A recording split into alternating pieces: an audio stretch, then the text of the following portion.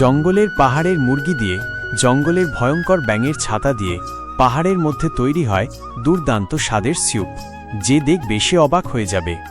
সবার প্রথমে ঘন জঙ্গলে তাজা ব্যাঙের ছাতা তুলতে শুরু করি। খুবই সাবধানতার সঙ্গে তুলতে হয়, কারণ এগুলোর মধ্যে বিষ থাকতে পারে, যেটা আমাদের শরীর ক্ষতি করতে পারে।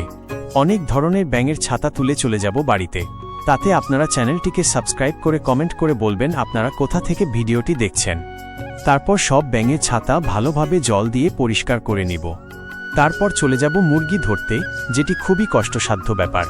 মুরগি ধরে চুল উঠিয়ে আগুনে ঝলসিয়ে নেব ঠিক এইভাবে। তারপর মুরগিকে পিস পিস করে কেটে নেব। তারপর কড়াইয়ে তেল গরম করে তাতে আদা দিয়ে কেটে রাখা মুরগি দিয়ে দেব। তারপর জল দিব আর দিব লবণ, হলুদ, মশলা দিয়ে জাল দিতে থাকব। তারপর ধুয়ে রাখা ব্যাঙের ছাতা দিয়ে দেব। কিছু ড্রাই ফ্রুট দিব, যেমন খেজুর, দিয়ে সবগুলোকে ভালোভাবে সেদ্ধ করে নিলেই তৈরি আমাদের সুস্বাদু স্যুপ।